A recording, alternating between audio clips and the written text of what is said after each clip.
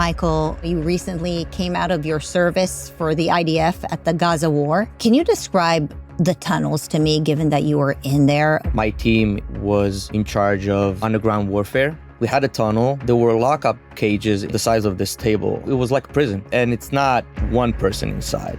They would put 12 hostages in one. Shabbos, maybe you can describe to us what you saw at Harvard. I can't fight in the battlegrounds of Gaza or Yemen or Lebanon, but what I can do is I can fight in the battleground of ideas. The problem with Harvard is not the liberalism, it's the illiberalism. It was astounding to see the groupthink and political indoctrination, and I'm embarrassed to admit I was a product of this. Why do you think October 7th happened? I think there are still questions left unanswered, and there are people that need to be held accountable for it. Michael and Shabbos, thanks for coming on. What I love about my show is that I really get to gain a new perspective from people from all walks of life. And I love sharing it with my audience because I think it's so important to speak to people who have new perspectives. And in this case, the perspective that I'm going to get from you is of a younger generation. And you might be the youngest people who have ever been on my show. It's possible. Thank you. I'm not allowed to ask ages according to HR. But the truth is, I'm obviously very preoccupied with the future and the next generation. And your generation in particular has been through a lot. And I think that's an understatement from COVID to the insanity on college campuses here in the United States and in the West in general. Shabbos, you'll talk a little bit about your experience at Harvard. And for you, Michael, it's good to have you here. I know you recently came out of your service for the IDF at the Gaza war. Thank you, yeah. In one of those very dangerous units, you were a part of the team that blew open Sinwar's tunnel. And so I think there's a lot for us to learn from your generation. And I'd like to do a lot of listening and questioning so that we can get a sense of, what does the future look like? I'm sure there is some frustration and some learning and resilience and hope and optimism. So let's get into it. Michael, I'm sure people are very curious as I started describing what you did in the Israeli military, but why don't you describe to us what you did there? So I served in a unit called Yalom, that translates to diamond. It's a unit that specializes in explosives and demolition. The way we operate, we have various companies within the unit, whether it's bomb defusal, offensive demolition. My team in particular was in charge of underground warfare. We have various teams that specialize in it. My team was one of them. We specialize in tunnels, investigating them, neutralizing them. What kind of training is done for soldiers like you? We have 14 months of training. We go through basic combat, leadership, physical training, mental training, obviously demolition and explosive training. And then we have a whole phase, a whole part of our training is dedicated solely for underground warfare.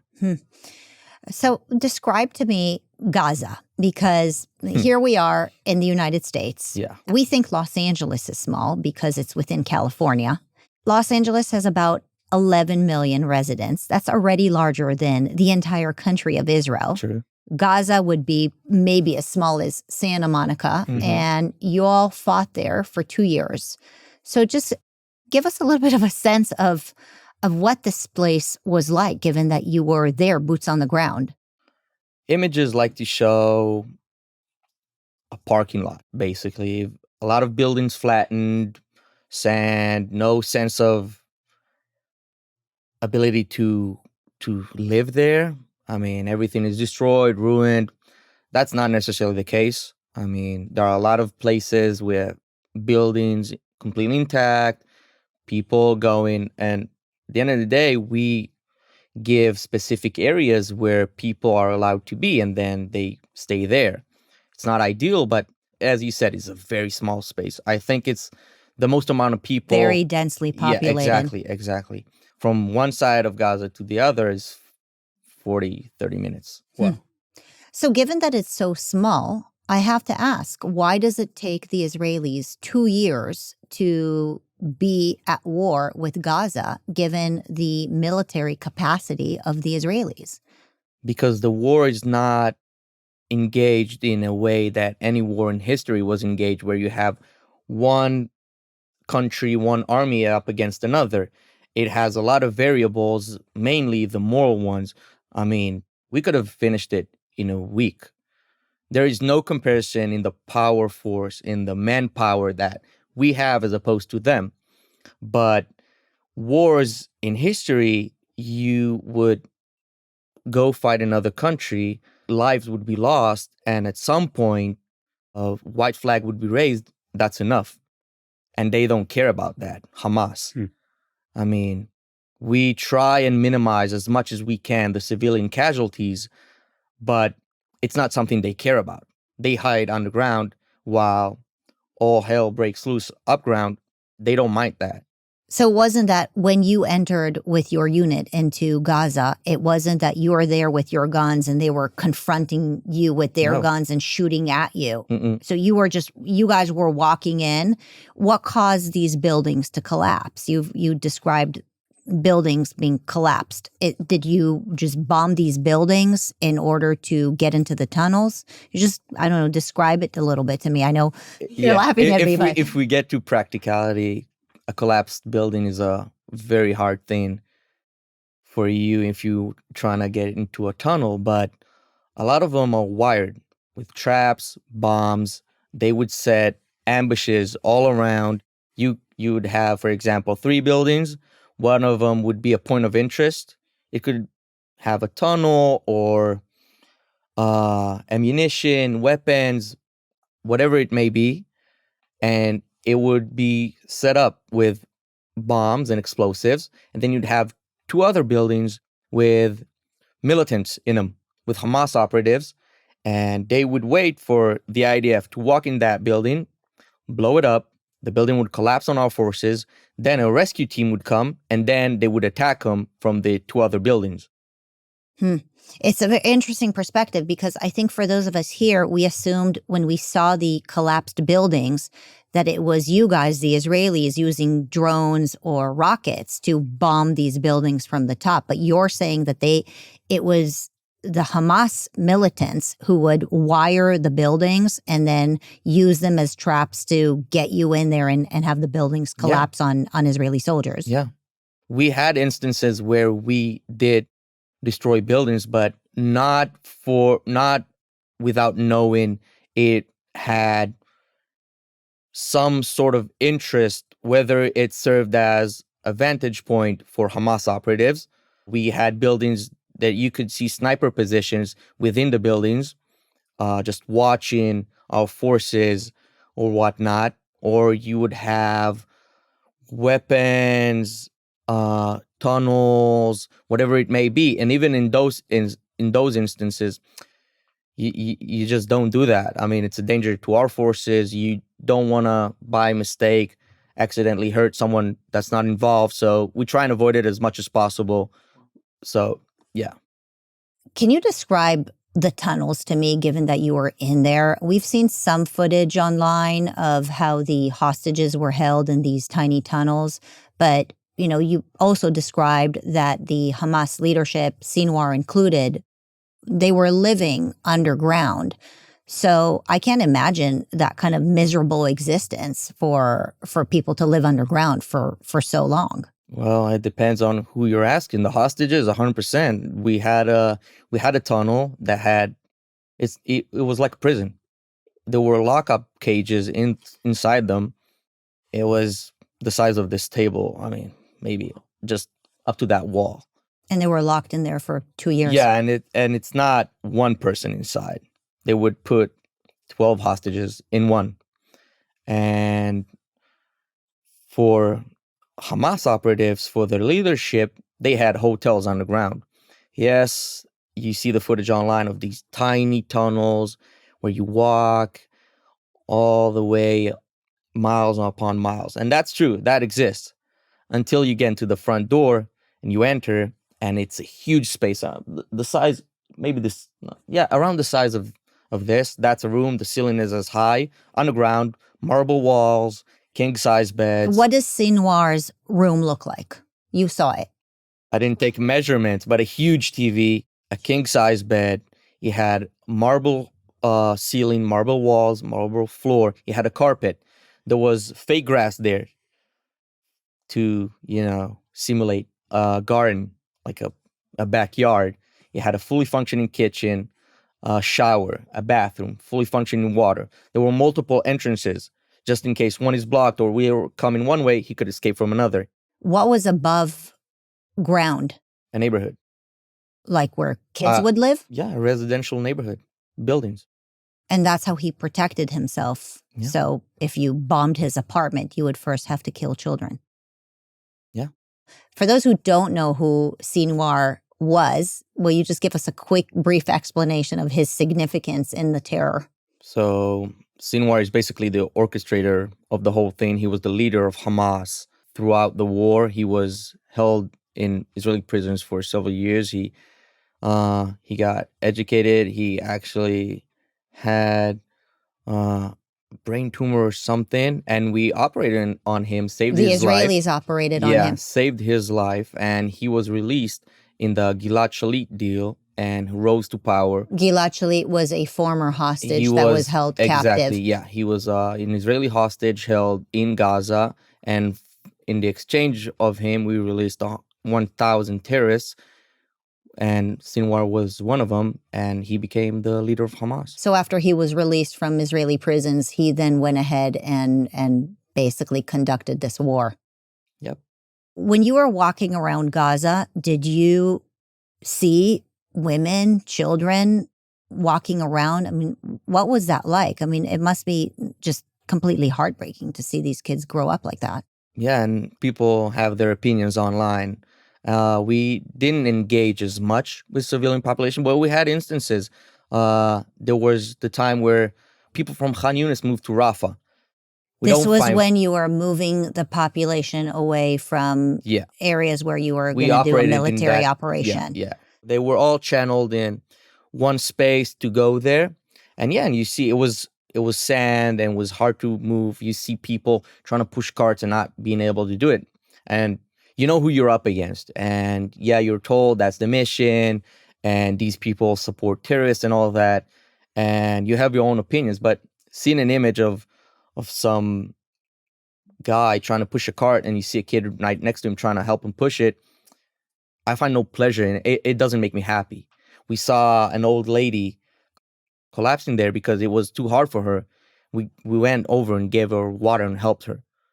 I mean, it's interesting because the claim that Israel is committing genocide while you're moving the population, certainly if you wanted to commit genocide when they're all there, horrible things could have happened. Sure. But I think on the humane level, because, now you're here, we're sitting together, I just can't imagine what it's like to engage with a population that is, in fact, suffering so much. What was going through your mind? It's just, I remember the first time, specifically the image of that guy trying to push that cart, and just, you see how hard he's trying, and he's seeing a soldier, and he's scared because he's told we'll kill him or something, and he's scared, and he's trying to push it real hard, and he can't. And I'm just looking at him, and I'm like, I don't want to be here. Like, it's not fun.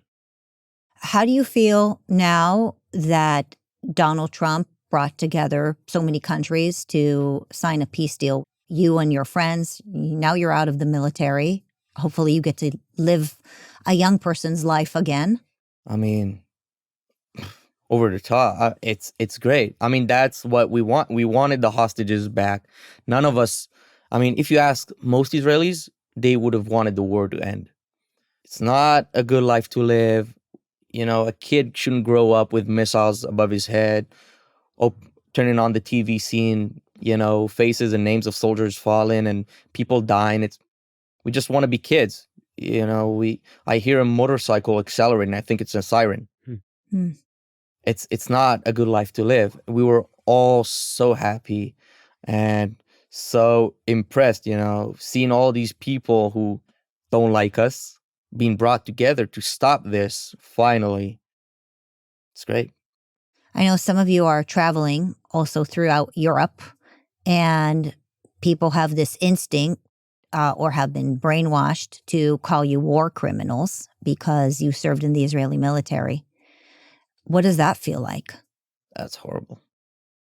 It gets to a point where you're going back to Europe in the late 30s, 40s, where people ask you where you're from, and you're thinking twice whether you should tell them it's Israel or not.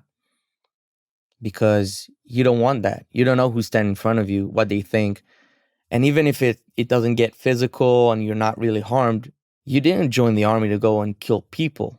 It's the Israeli Defense Forces. We're trying to protect our people. Do you believe that really, given that you were in the military? 100%. Do you really believe that Israel was defending itself and not, in fact, committing war crimes and genociding a population in Gaza? You were actually there. I'll tell you something that is a little bit controversial.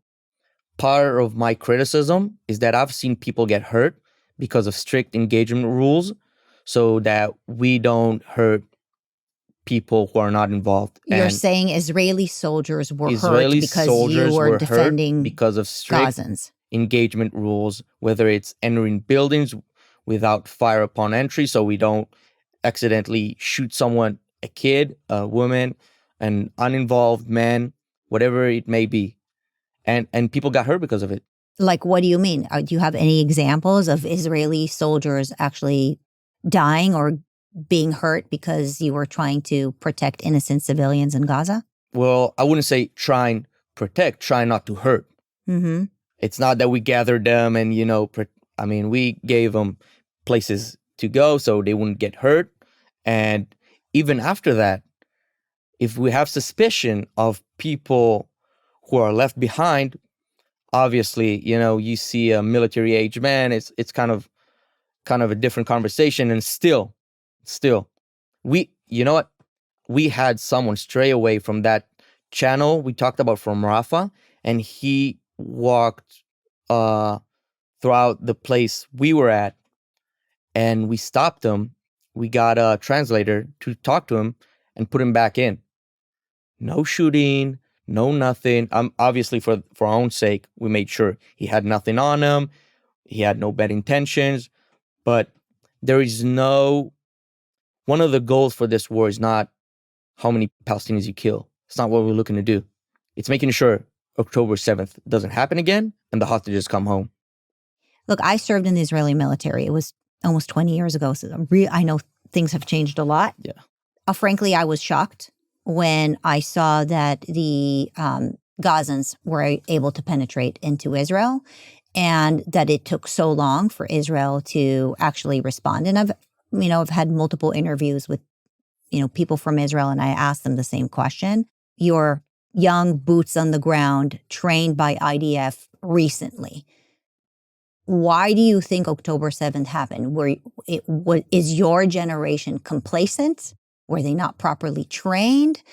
Did the Gazans get smarter?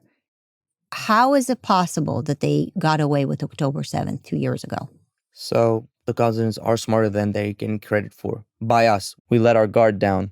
I'll put it as simple and as I could.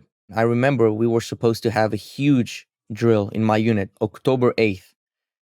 A drill that simulates war. And I remember telling someone, I don't know why we're doing this. There'll be no war. This is stupid. Because we passed the statistic of the time between wars, and it was it was 11 years since the 2014 Operation Protective Edge, Tzuk Eitan in Hebrew. So it all seemed kind of weird. And then October 7th happened. So I think there are still questions left unanswered, and there are people that need to be held accountable for it. And part of the reason we're so happy this war is hopefully going to end is that we could start looking into what happened.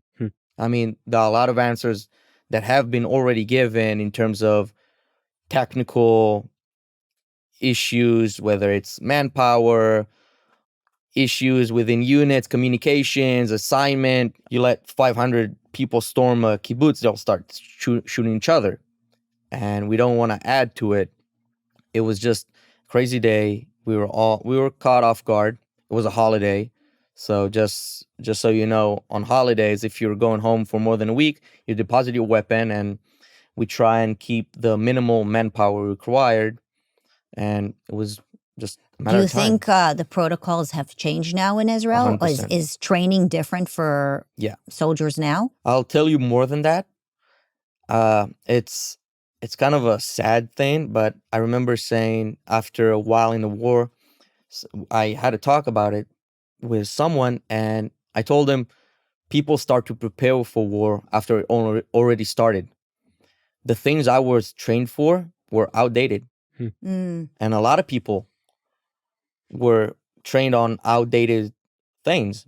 And then war starts, and you start to rebuild yourself, and you teach yourself. You try and invent new methods and equipment and whatnot to go through it. And after that, I've seen in my unit how they trained it and made it a lot more efficient, and new gear, new methods, new protocols, new terrain, environments, everything you can think of changed because of it.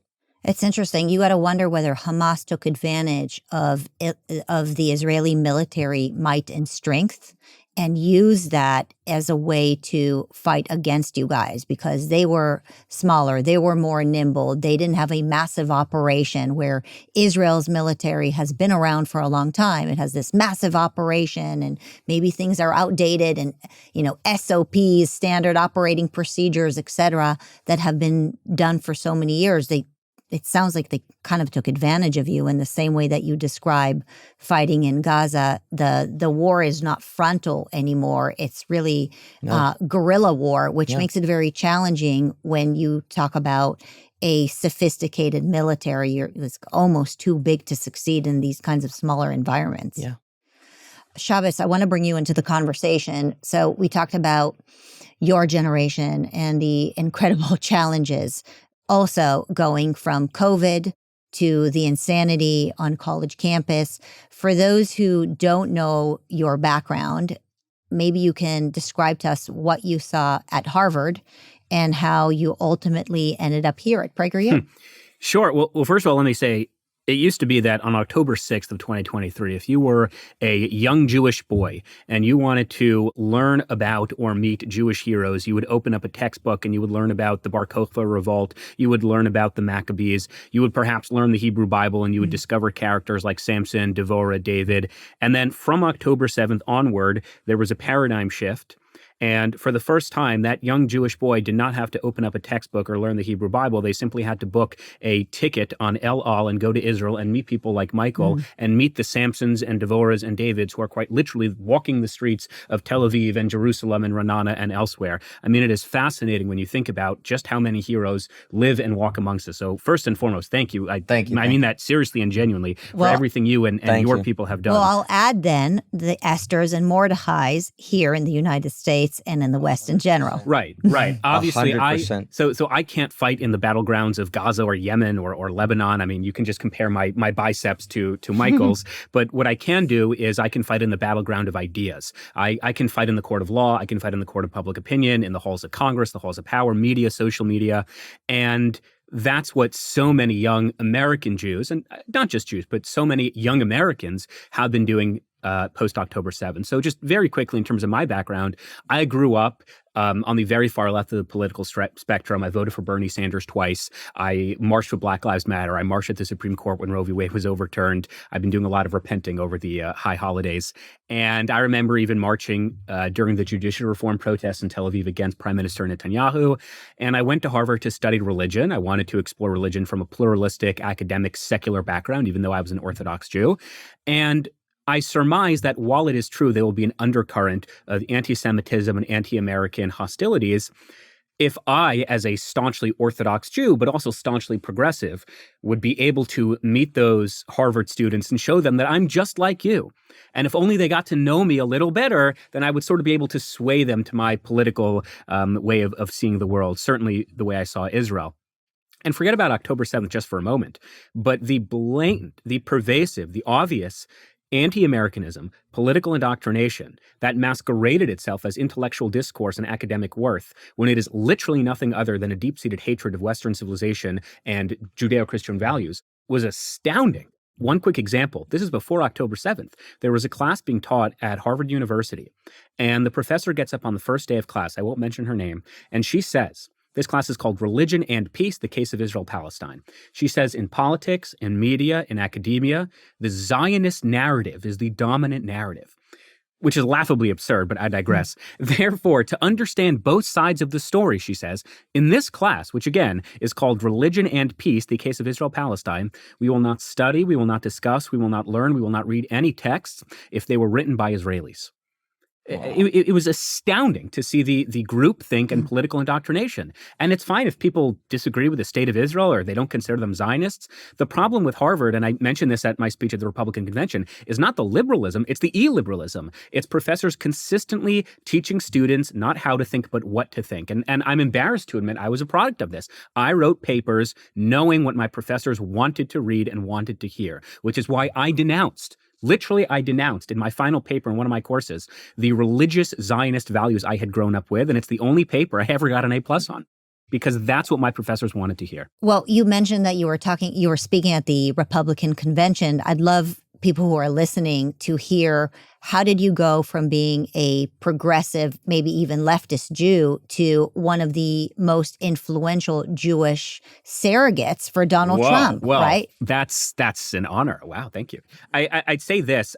The problem with October 7th is that it was not the story of October 7th. Hamas is a dictatorial, tyrannical regime that should be obliterated from the face of the earth, but they're very clear as to what their goals are. You can read their charter online in English. They call for the eradication of the Jewish state and the Jewish people from the river to the sea. Hassan Nasrallah, the since deposed head of Hezbollah, had stated for years, all the Jews should pack up and move to Israel because it'd be so much more convenient to kill you in one location than having to, hunt you down country to country. So when terrorists commit acts of terrorism, it's bad and there should be a forceful response. They're terrorists. It's who they are. It's what they do.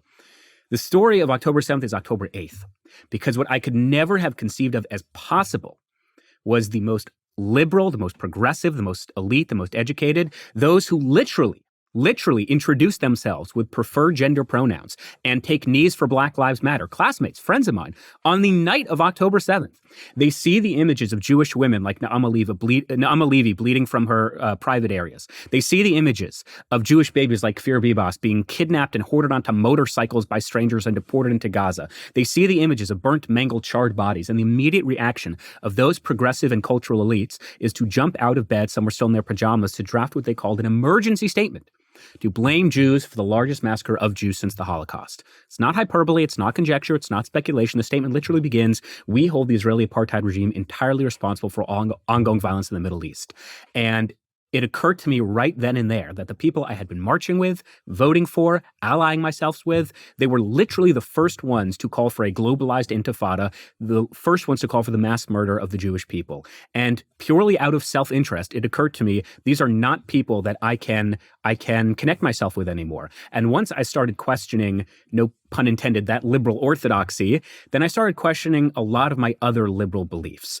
If American Jews are being held hostage in the terror tunnels of Gaza by Hamas, if American Jews are being physically assaulted on their college campuses, then yeah, the minimum wage stuff and the climate change stuff is nice, but it is irrelevant to me.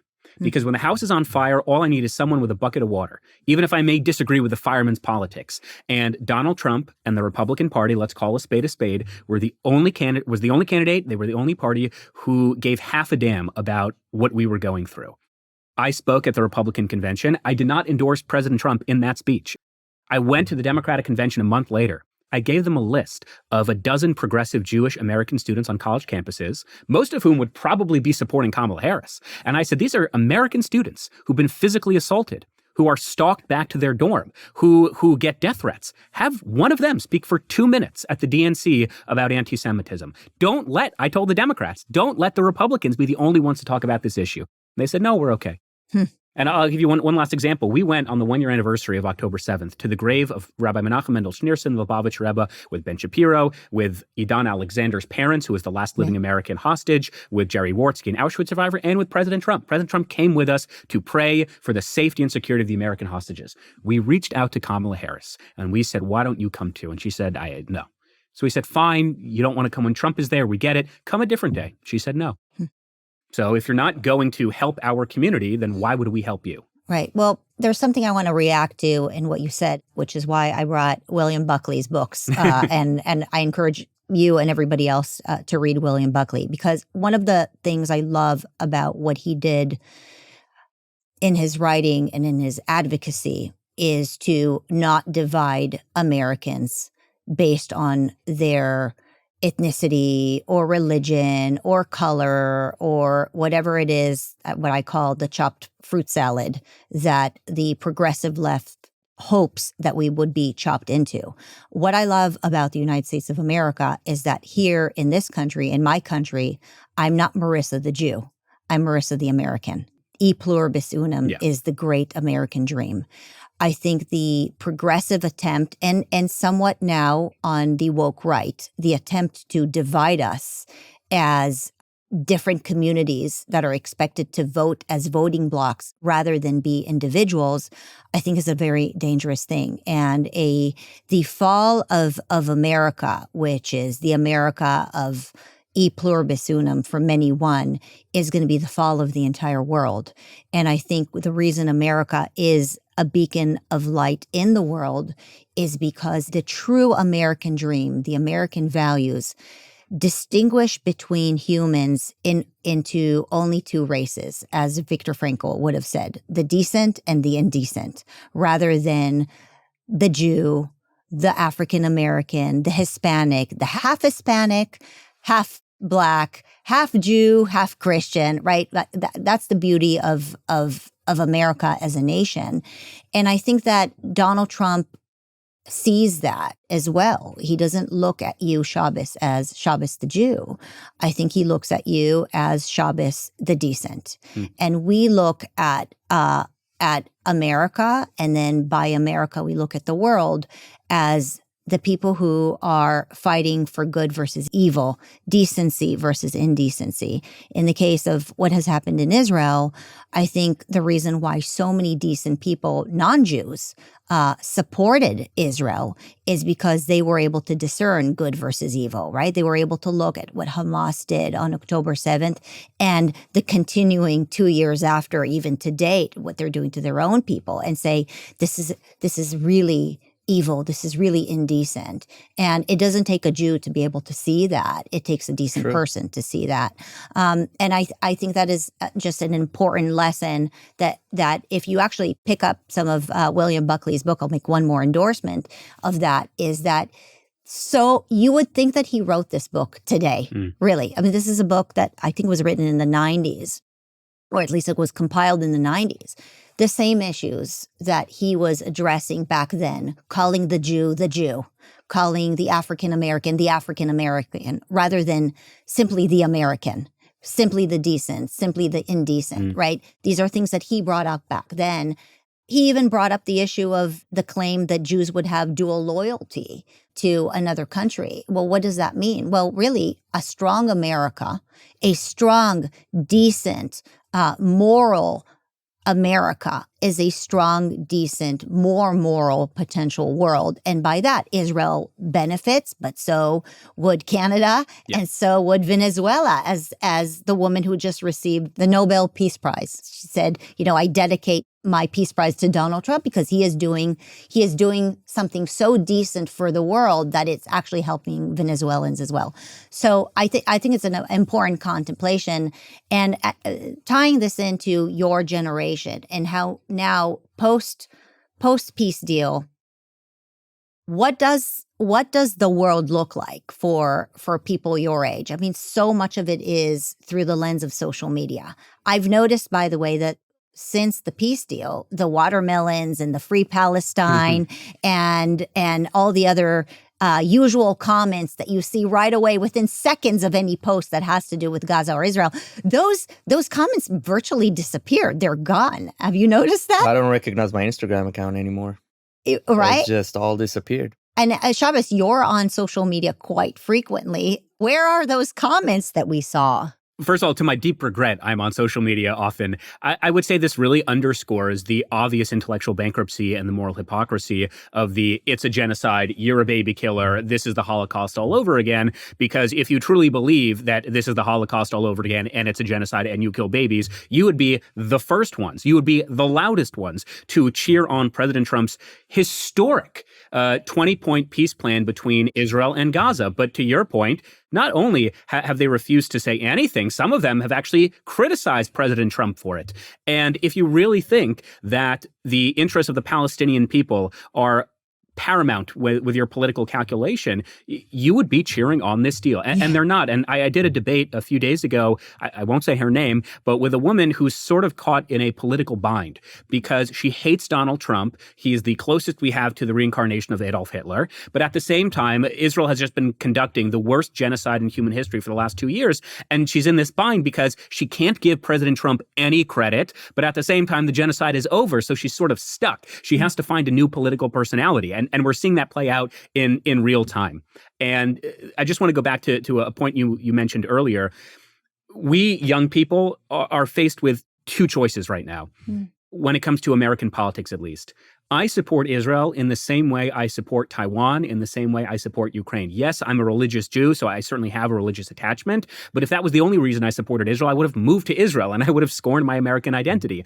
But I'm, to your point, a proud first-generation American. That is literally the first way I introduced myself at the Republican convention. I'm a proud first-generation American. And I believe that America is at its best, is at its most productive, and when it truly exemplifies its founding principles, when it supports its allies, and when it recognizes that America first is not America alone. And you know who says this the most? President Donald J. Trump, who coined the idea of America first, that we recognize that Western hegemony and American dominance is something that can and should and must be preserved. And I'm so proud. I was so proud to be an American, to see my president go to Egypt, get 20 of the other world leaders on the last-minute schedule to show up, and he's commanding the room. And there's an awareness that this peace deal would literally not happen without President Trump, without American ingenuity, and without the American people. Michael, do Israelis think that there might actually be peace in the Middle East? What are people talking about in Israel? I don't. I'm pretty cautious with it because I know who we're dealing with, and I mean we're seeing the images from Gaza right now. I mean we're not there. I mean we took a step back, and you see what's happening on the streets right now. Why are Gazans being killed in the streets right now? It's really hard to understand. What I think, and by the way I know the region, Hamas has been weakened in this war by us. And Palestinians have lost their trust in him. And now they have to assert dominance and show power and strength. And by executing these Israeli collaborators, which may or may not be true, I personally don't know. But they're claiming, it doesn't matter. So Hamas leadership through their media is claiming that they actually won the war because they got 2,000 almost terrorists and leaders out of Israeli prisons in return for turning in about 20 live hostages. So they're claiming that they won, right? They're celebrating and they're claiming that they won. And so on the one hand, you're saying that they feel like they're being weakened and that's why they're killing their own people in order to assert control and dominance. On the other hand, they're also claiming that they won. So which one is it? So first of all, for us, Israelis, Jews, there is a huge concept. No one gets left behind. I mean, the first day until now, all we wanted is for them to not ever able to do it again and to get the hostages back. Even in the opposite order. Get the hostages back was top priority. No chance were we able to just leave them there. And of course, they have to show that they're in a position of power, that they've won. And yeah, they got more people out, more terrorists, they got their own, whatever. But their world is more about respect and who's stronger, who's bigger. And it's not about if they beat us. It's about them and the Palestinians. Because October 7th happened. they had their hopes and dreams of what is going to happen after that. And 2 years after, Gaza is looking the way it's looking, and they're pointing their fingers at them. I mean, obviously at us as well, but now there are power struggles in Gaza. There are militant groups who are not associated with Hamas trying to take control and just basically be there for themselves, and Hamas is not having it.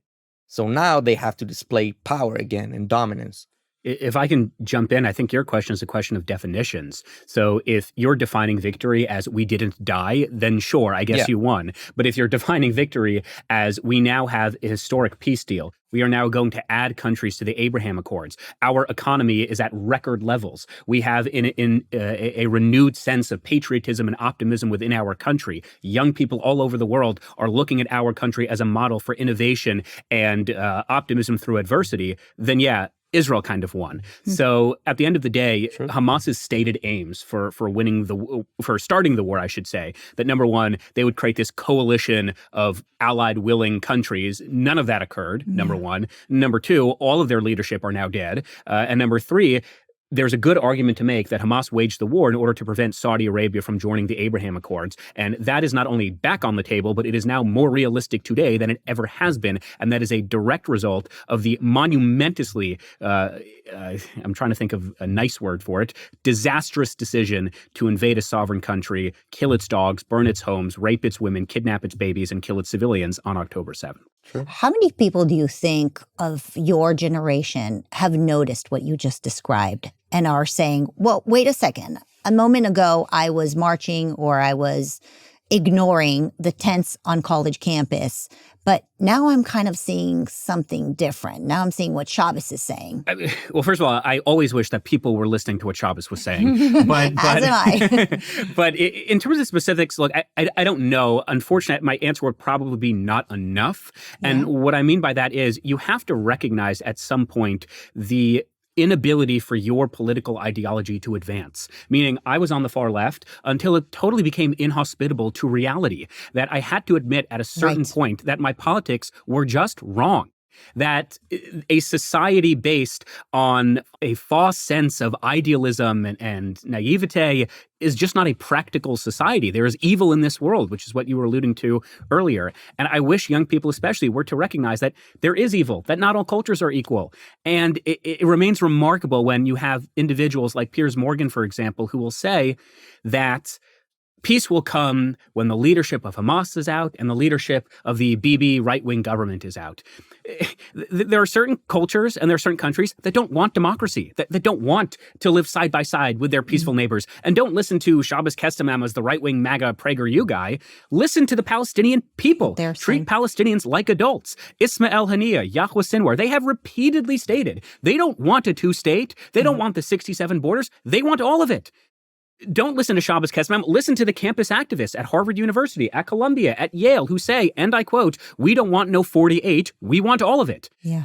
This is sort of the misdirection of American foreign policy of the last 20, 30 years, where we think as Westerners, we can simply implant democratic values and virtues on cultures that A, do not want it, and B, let's call a spade, are archaic, are stuck in the 6th century, that believe in beheadings. I mean, these are actual things that are actually happening in the Middle East. And Israel is a beacon, not only a country that doesn't do those things, but actually is aligned with Western values, with American principles. And I wish that young Americans, forget about your feelings towards Bibi Netanyahu or how this war was orchestrated. If you cared about the liberal virtues and values that you pretend to care about, then you would be the first ones to champion Israel. And you would wish that more countries in the Middle East would look a hell of a lot more like Israel and a hell of a lot less like Gaza.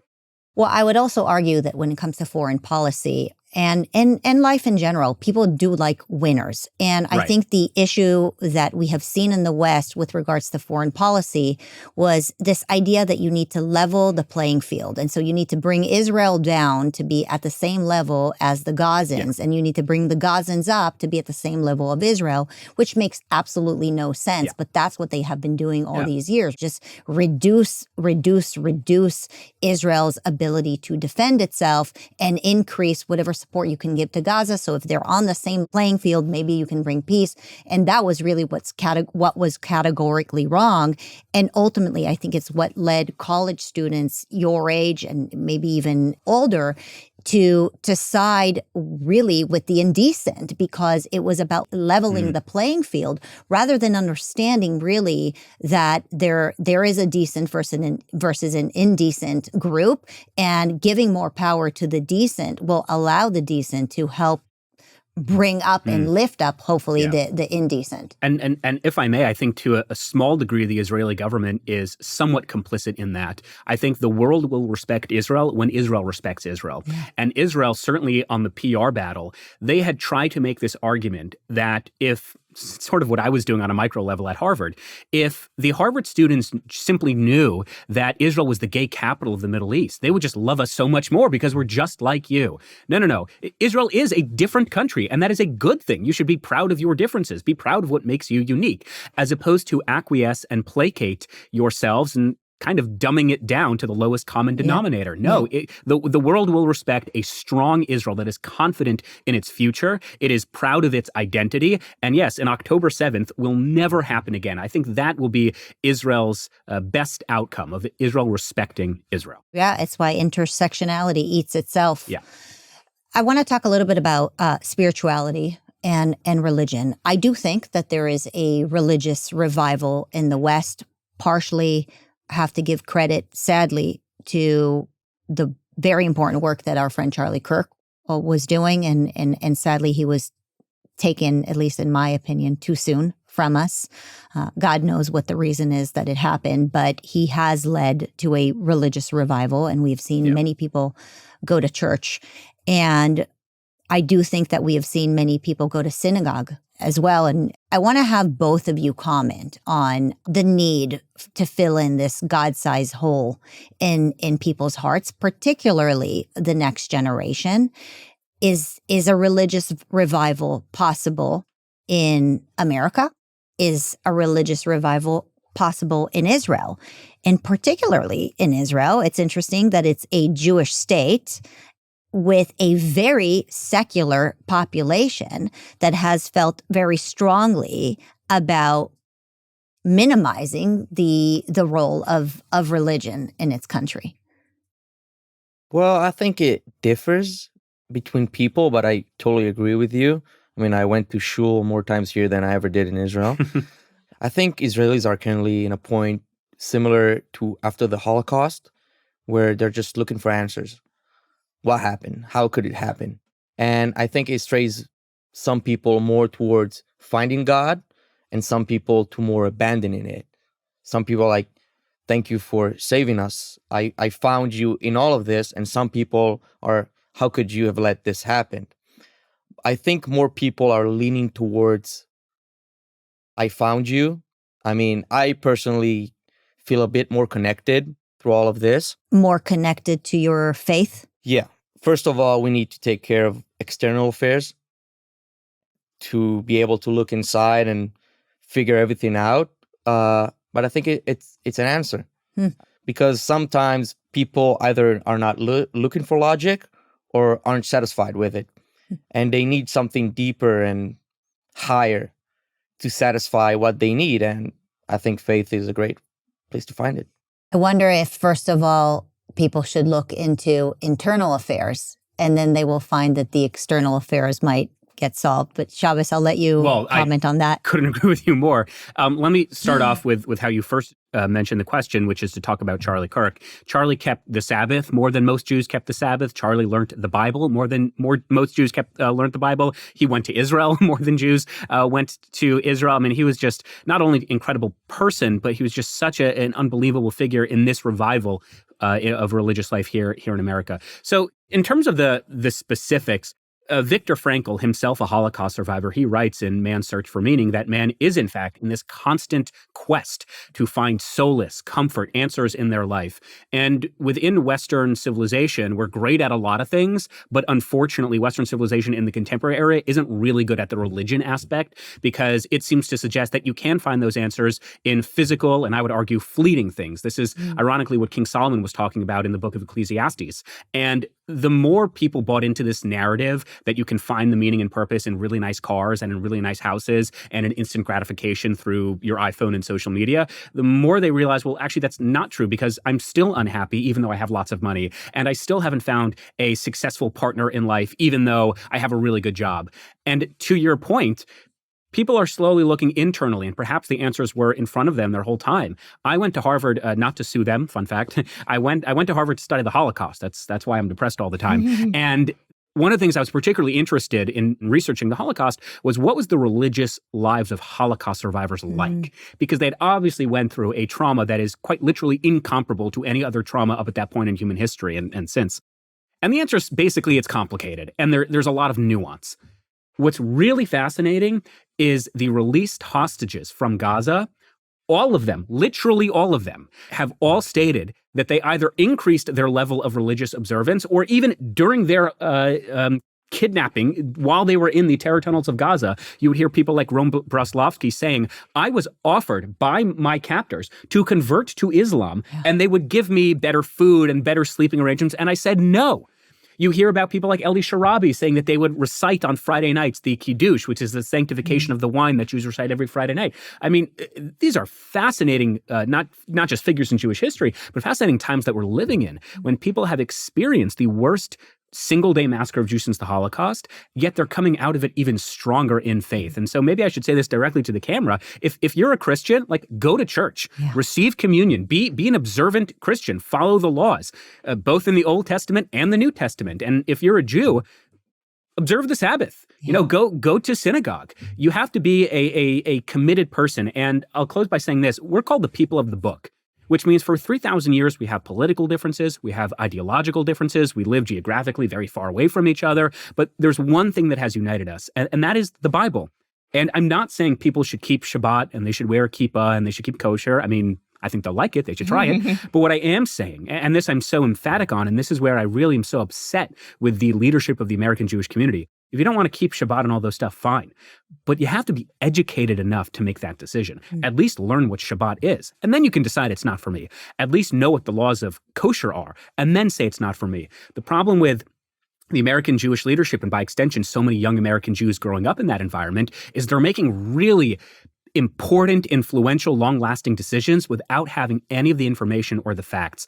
And I think if we were to meet this moment of October 7th, if we want to be the Jews of the future, we would radically reinvest in Jewish education. We would radically ensure that every single American Jew can go to Israel on a fully sponsored trip, can have a connection with an educator, with a rabbi, with a Ben Shapiro figure. And that, to me, is how we can meet this moment. And the same is true of any American today, regardless of their religious identity. Lean into your faith, because the Hebrew Bible and by extension the New Testament, they have provided solace and answers consistently throughout time. Yeah, I mean, the gospel and especially the Torah is truly a manual for humankind, right? I mean, Torah literally means instruction. It is instruction for how you live your life. Yeah. You know, you mentioned the Jewish leadership, and I think this is similar in many cases with other religions, where the religion has become highly politicized, and it is a way to create voting blocks and voting groups, and what we talked about earlier, the decent versus the indecent. And it is my hope that your generation will have a direct relationship with God, a direct relationship with your religion, and not a politicized relationship with your religion. And, you know, it could really go both ways, right? We're seeing that. I know that it's the case in Israel, where many people are kind of turned off by Judaism because it's become politicized. We're seeing that here in the United States. We have the ADL that preys on Jewish fears and trauma for good reasons. We have fears and traumas here, but they have politicized us and used our fears and our trauma to gain power and raise money and oftentimes represent us in a way that we completely reject. And then you have that also with political Christianity that is evolving and happening here in the United States of America. And so ultimately, you are that generation of direct access, I would say, right? You are raised with that ability to go and research yourself, and you don't have to go even through an educational institution to get educated anymore. And certainly you don't have to go through a political institution to feel connected to God and religion. And that is really the quintessential bedrock of the American dream, right? Of that relationship with religion, with God, that is not necessarily institutionalized. What an amazing opportunity it is to fill in that God-sized hole in your hearts to go there. And yes, that does mean go to synagogue, that does mean go to church, that does mean find a community, but it does not have to be politicized. Yeah. And I think that's also what made Charlie so influential for young American men in particular, because if you were to watch his college debates, for example, they talk about healthcare and tariffs and all that.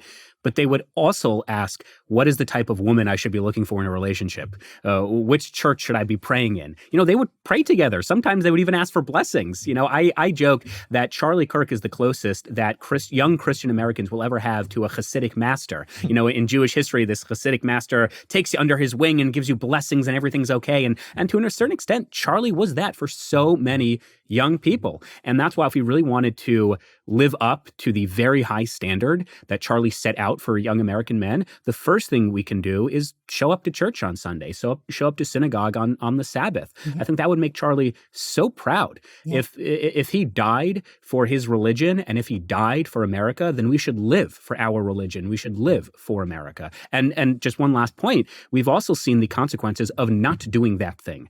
So Harvard happens to be a really good case study of it. I'm not just saying because I went there. It happens to be a really good example whereby, I'll give you one example. There was a classmate of mine who's also transitioning. So I think that explains a lot of her politics as well. And she did not go to a Jewish day school. She has no affiliation with Jewish synagogue. She can't point to Israel on a map. She can't speak Hebrew. She cannot identify any of the 613 commandments. And she wrote an article during the encampments when all these, far left students and professors lived in tents and refused to shower for 4 weeks. And she wrote an article saying the encampments, protesting for an intifada, creating solidarity with the Palestinian resistance, that is my Judaism. And in a totally perverse way, she's absolutely right, because she has a hole in her life that has not been filled by religion. And so she needs to fill it somehow. And she does it with far left politics. And that is a damning indictment, not just on the state of the American Jewish community, but on the state of religion, that so many young people are looking for answers. And in the absence of having religious role models, they'll fill it with a ton of garbage. And it is up to us to ensure that the hole by which they are filling their lives with, it's with meaning, it's with purpose, it's with the divine. Yeah, we are in desperate need of that in the West, and I would argue in Israel as well. Yeah. Well, thank you both for a very interesting conversation, and I'm going to keep watching you. Thank you. Thank you. Thank you. Thank you so much.